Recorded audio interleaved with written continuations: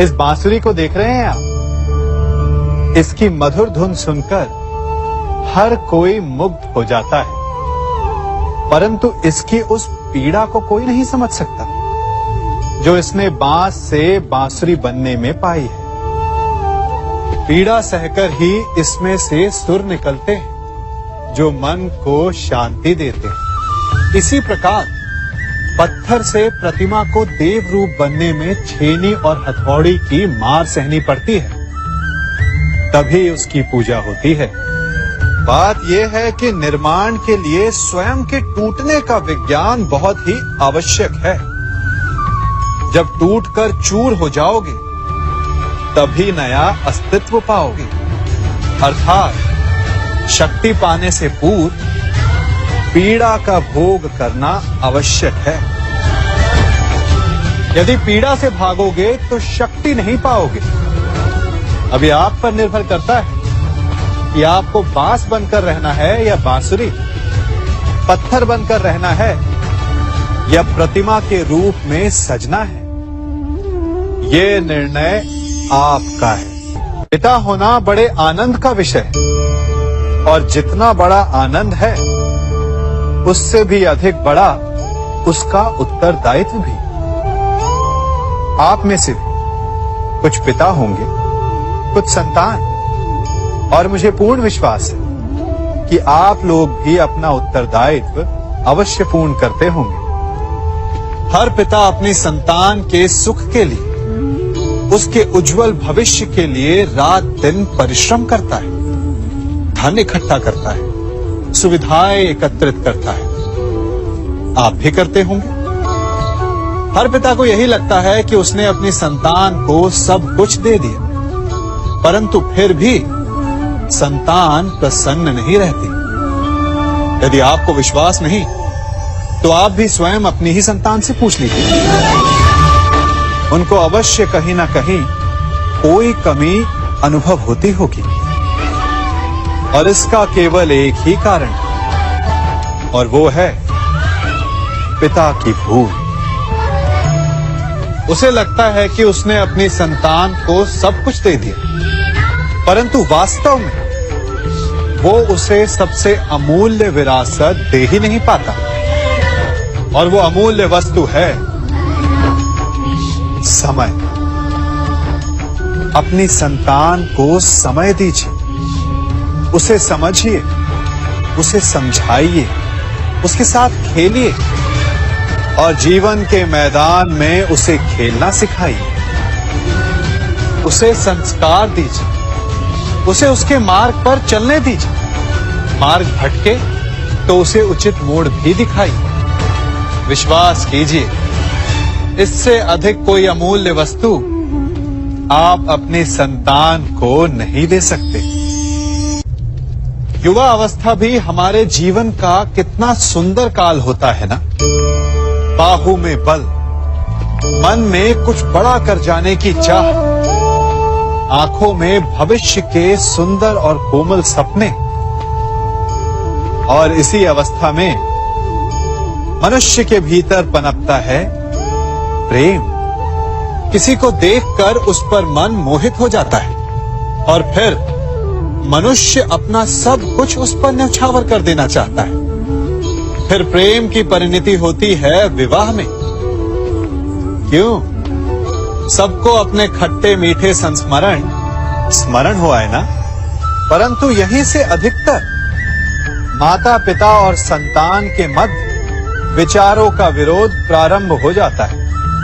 संतान को लगता है कि उसका चुना जीवन साथी ही उसके लिए उपयुक्त है, और माता पिता को लगता है कि संतान अनजाने में भूल कर रही है। संतान का तर्क होता है कि उसे विवाह किससे करना है, ये उसका अधिकार है, और माता पिता का तर्क ये होता है कि अब भी जीवन साथी चुनने की समझ संतान में है ही नहीं। तो इस अवरोध को काटा कैसे जाए, उचित निर्णय कैसे लिया जाए? इसका एक ही मार्ग है, अपने उत्तरदायित्व का भान और अपनों से बड़ों के मापदंडों का भान। विवाह करने से पूर्व ये जान लेना आवश्यक है कि विवाह केवल अपने प्रेम को पाने का मार्ग नहीं है, अपितु विवाह से जीवन का एक नया द्वार भी खुलता है और हर नए जीवन के साथ नए उत्तरदायित्व भी होते हैं। और यदि इन उत्तरदायित्वों को समझकर निर्णय लिया जाए तो विश्वास कीजिए, आपका दाम्पत्य जीवन आनंद से भरा रहेगा और आपको कभी ये पछतावा नहीं होगा कि आपने कोई अनुचित निर्णय लिया। कभी हमें लगता है कि हमारे अपने, हमारे हितैषी, हमारे माता पिता को हमारे मन की बात ही नहीं समझ आ रही, जैसे उन्हें हमारे हर कार्य में, हर निर्णय में खोट दिखाई दे रहा हो। और ऐसे में हम कर बैठते हैं विद्रोह। ऐसी अवस्था में हमें वही अच्छा लगने लगता है जो हमारी मन की बातों का समर्थन करे। हम उसे ही अपना हितैषी समझ लेते हैं। परंतु जो आपसे मीठी बातें कर रहा हो वो आपका हितैषी है, ये आवश्यक नहीं। कुछ विषैले फूल बड़े सुंदर दिखते हैं, कुछ विषैले फल असाधारण रूप से बड़े स्वादिष्ट होते हैं। और ये भी आवश्यक नहीं कि हमारे रोगों का निदान करने वाली औषधि सदा मीठी हो। इसलिए विष और औषधि में अंतर को परखने का प्रयास करें। हो सकता है जो आपके हित की बात कर रहा हो वो आपको संकट के गर्त में ले जा रहा हो। बात बात पर आवेश में ना आए। हो सकता है कि आपके माता पिता की कड़वी बातों में आपका ही हित छिपा हो। और माता पिता को भी प्रयास करना चाहिए कि यदि उनकी संतान अनुचित निर्णय ले रही है तो उसके अनुचित होने का भान प्रेम से करवाएं, दबाव और शासन से नहीं।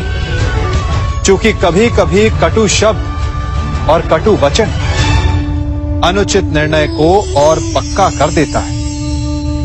हर शब्द अपने आप में इतना शक्तिशाली होता है कि यदि आप चाहें तो उन्हीं शब्दों से सृजन कर सकते हैं और चाहे तो नाश भी। फिर चाहे सृजन और नाश नए संबंधों का हो या फिर नए युग का। आजकल सर्वत्र सहनशीलता की कमी है। बात बात पर लोग झगड़ जाते हैं, विवाद पर उतारू हो जाते हैं। कारण शब्दों का प्रयोग, शब्दों का और वचनों का उचित प्रयोग करना सीखिए। आपकी आधी समस्याएं तो वही समाप्त हो जाएंगी। शब्द हमारी सबसे बड़ी पूंजी, उनका सोच समझकर भली प्रकार उपयोग करना ही श्रेयस्कर। जो शब्द की महिमा और शक्ति को पहचान गया वो इस सृष्टि के आनंद को भी समझ गया। आप भी समझिए। हम सब जीव हैं, अर्थात जीवन जी रहे हैं और जीवन जीते समय उसके पश्चात की कल्पना भी करते हैं कि मृत्यु के पश्चात हमें स्वर्ग मिलेगा, नर्क, अप्सराओं का नृत्य देखने को मिलेगा या यमदूत हमें दंड दे रहे होंगे। परंतु एक प्रश्न सामने आता है, कभी ऐसा हो सकता है कि मृत्यु किसी और की हो और स्वर्ग हमें मिल जाए? नहीं, हमें स्वर्ग और नर्क हमारी ही मृत्यु के पश्चात मिलेगा। अर्थात यदि फल पाना है तो कर्म स्वयं को ही करना होता है। केवल सोचने से कुछ नहीं होता, स्वप्न देखने से कुछ नहीं होता। उसे पूर्ण करने के लिए स्वयं ही परिश्रम करना होता है। तो उठो, जागो और लक्ष्य की प्राप्ति तक संघर्ष करो, क्योंकि यही एक मार्ग है स्वयं को संतुष्ट करने का, स्वयं को आगे बढ़ाने का। इस अग्नि को देख रहे हैं? क्या क्या कर सकती है ये अग्नि? प्रकाश दे सकती है, भोजन पका सकती है और चाहे तो हमें जलाकर भस्म भी कर सकती है। ये जल हमारी प्यास बुझा सकता है या हमें डुबो कर मार भी सकता है। तो क्या ये इच्छा इस जल की है कि ये हमारी प्यास बुझाएगा या हमें डुबाकर मार देगा? या ये इच्छा इस अग्नि की है जो हमें प्रकाश देगी, जो हमें भोजन देगी, या हमें जलाकर भस्म कर देगी? नहीं, जल का गुण है बहना, अग्नि का गुण है जलना। अब ये हमारी इच्छा पर निर्भर करता है कि हम इसका प्रयोग कैसे करते हैं। इसी जल और अग्नि की भांति ही संसार की हर वस्तु, संसार के लोग भी होते हैं, और ये हम पर निर्भर करता है कि हम उनमें से किसे मित्र बनाते हैं और किन्हें शत्रु।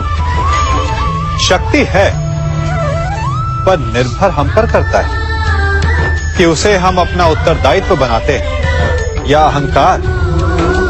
धन है, परंतु निर्भर हम पर करता है कि उसे विकास के मार्ग पर लगाते हैं या व्यसन के मार्ग पर। ईश्वर ने आपको केवल जीवन दिया है, परंतु ये आप पर निर्भर करता है कि आप उसे आदर्श जीवन बनाना चाहते हैं या अभिशापित।